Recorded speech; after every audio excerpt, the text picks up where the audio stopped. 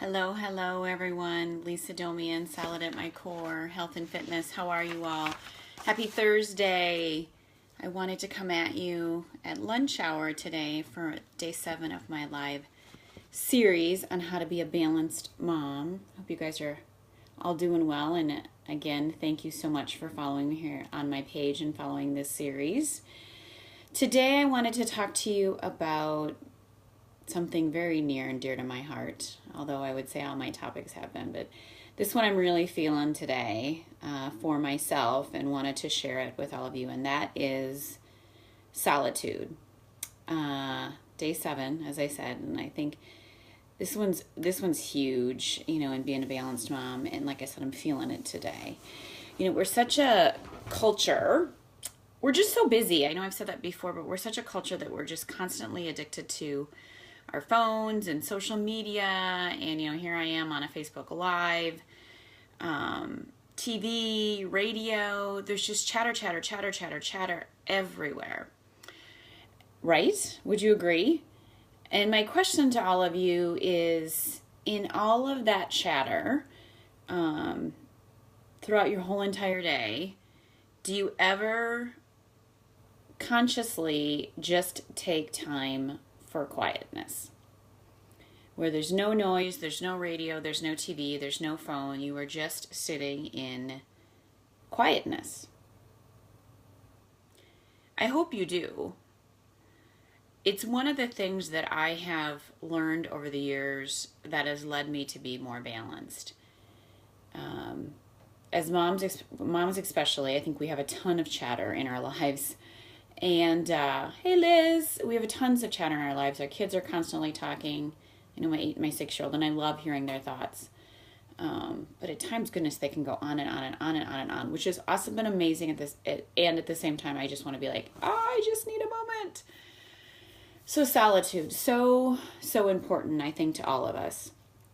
And I think in order to live a life of balance, you need to be able to quiet your mind and have some alone time.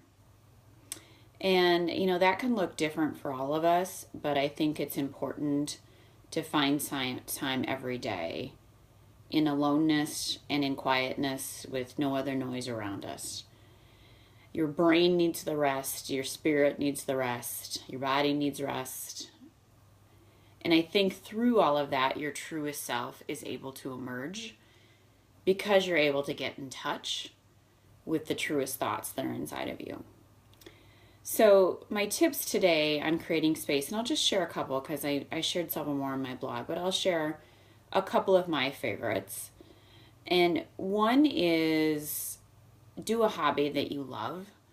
And for me right now, it's gardening. And as soon as I am done with this Facebook Live, I'm going out to split more hostas. And I know that might sound crazy to some of you, but I become very deep in my thoughts of splitting my plants and digging in dirt and being out in nature. And even though there's construction noise happening across the road from me right now, they're building houses, I can just be one with the worms and the dirt. And I think, for me, it takes me back to my childhood being on the farm, and I could just be free and do nothing. And it helps bring clarity to my life, and it gives me good memories. So find a hobby that engages you and only you, and do it by yourself, whatever that might be. And, hopefully you did that exercise I asked you last week to find things that really fill your cup up and your heart up. And I'm just encouraging you, one of the tips to create some space is go do it. Number 2, get up before your family does. And I know not everybody listening is a morning person, and I'm not asking you to be a morning person, but I do think there's value in getting up before everybody else in your household just to catch your breath and center yourself. And yes, Liz, we will. Getting up before your family and just having a cup of coffee and just finding your thoughts for the day.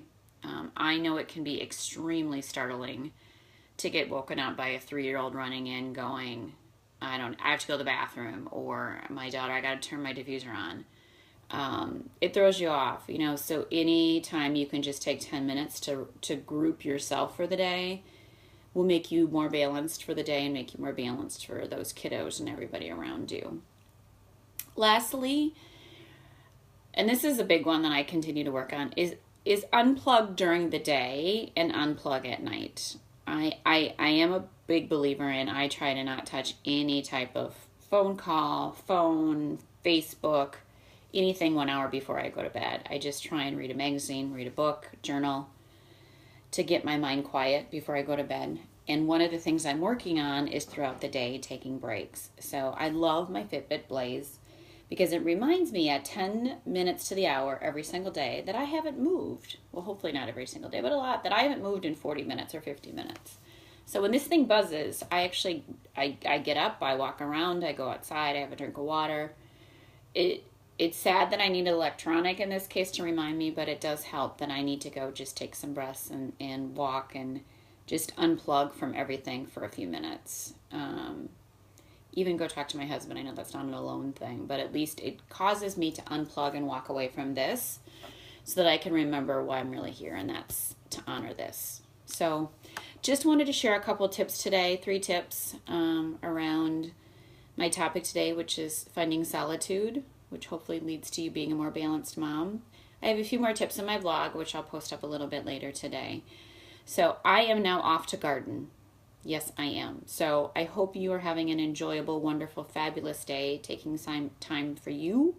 Thanks for listening as always, and new series coming up next week. So if you have ideas of things you'd like to chat about, post below. 2 more days of how to be a balanced mom, Friday and Saturday, and then I'm going to take some time off. On Sunday and Monday, we'll be at our cabin and then back at it next week. So if there's things you want to chat about, post below. Thanks, you guys. Have a blessed day. Bye-bye. Thanks, Liz.